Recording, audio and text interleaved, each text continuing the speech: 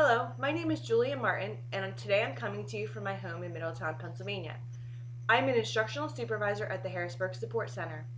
Today I will be discussing three important trends facing PA Cyber: digital learning and technology, preparing students for the future, and the recruitment and retainment of quality teachers. Due to the time constraints of YouTube, this presentation will be broken down into two parts. This will be part one.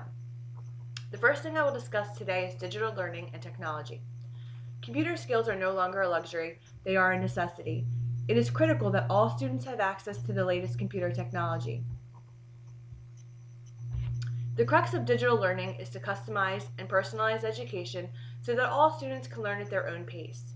According to the PDK Gallup poll, 95% of parents believe that all students should have access to a computer technology to ensure academic success. The number one reason for using computer technology in the classroom was to prepare students for college or a career.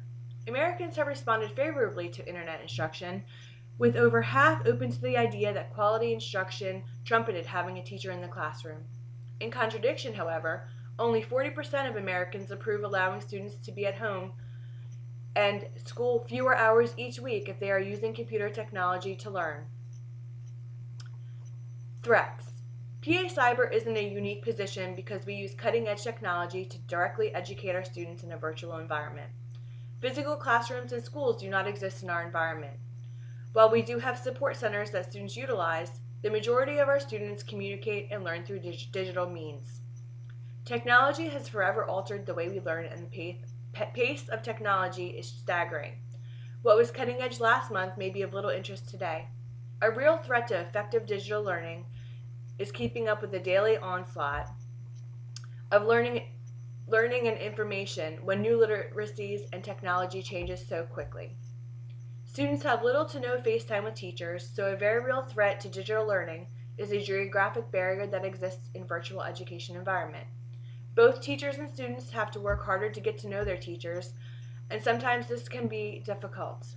Everyone involved must learn to communicate in non-traditional ways like email and virtual platforms, and there is certainly a learning curve to this type of communication. Likewise, students who learn primarily in a virtual environment may suffer from isolation and loneliness. Further, there is a lack of social interaction and discipline in a cyber environment. Public perception of a cyber school student isn't always favorable as well. Since we rely primarily on the virtual environment to educate our students, another real threat to the effectiveness of learning is technology that is not working appropriately that hinders students from learning. For example, Illuminate and Blackboard not functioning appropriately is a real threat to our students' education. This must be taken into account when choosing digital platforms to use at PA Cyber. Another real threat to digital learning is the appropriate use of technology by both staff and students. The amount of information on the internet is endless, and even though we have appropriate firewalls to protect our students, some will inevitably get around those protections and be subject to inappropriate things on the internet. Cybersecurity is essential when dealing with minors. Further, technology is expensive, and we must provide each student with technology kits. Some students may mistreat our technology, which can be costly to our organization. While I have mentioned some substantial threats to digital learning, there are also substantial opportunities. Primarily, digital learning allows for every student to receive a quality education no matter socioeconomic status, health, geography, religion, and culture. Students with health problems, teen pregnancy, socioeconomic disadvantages, religious affiliations, and those in rural areas are now able to get a personalized, free education at home through the use of digital education. Families no longer have to go to drastic measures to ensure their students receive a quality education. Further, digital learning gives students first-hand exposure to cutting-edge technology they may not see in a brick-and-mortar setting. Technology is an inevitable part of life, and students who are exposed to this at an early age have a distinct advantage over those who are not. Digital learning has given students opportunities to take classes in things like the arts and humanities that have been cut from traditional curriculums. PA Cyber students are able to take electives that simply are not available in the brick-and-mortar schools due to budget cuts. Many families are attracted to the well-rounded curriculum PA Cyber provides because it's not something they are seeing in traditional brick-and-mortar schools any longer. Further, digital learning provides students with the ability to interact with cultures and people around the world and provides a unique opportunity to see the world through the eyes of others. Digital learning also creates more authentic learning experiences for students. It provides global resources, and schools become global enterprises because they have access to educational resources, be it information or human experts. Digital learning limits the amount of bias teachers have regarding their students due to the relative anonymity of the students.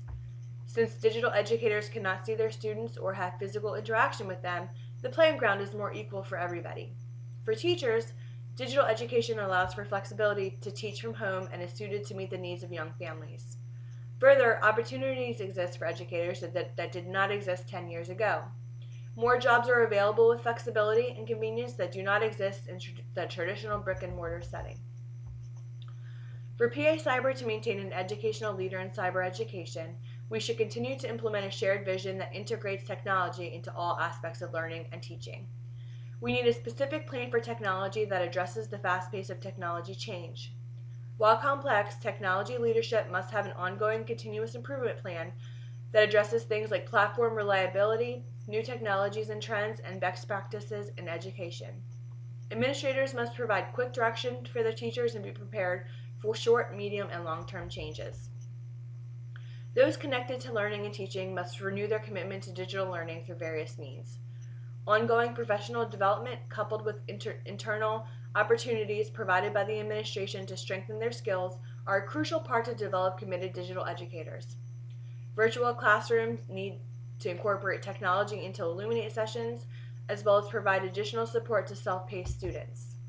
Technology connects educators to data, content, resources, expertise, and learning that enable and inspire more effective teaching for all learners.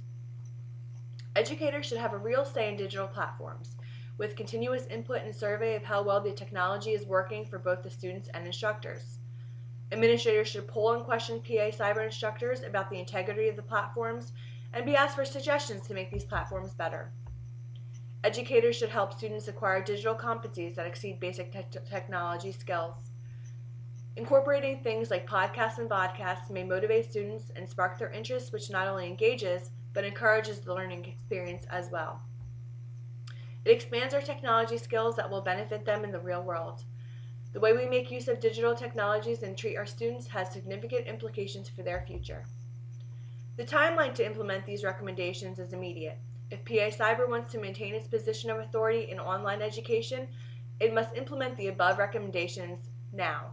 The amount of cyber schools right now are staggering, and best practices must be practiced to beat out the competition in this highly effective and driven field.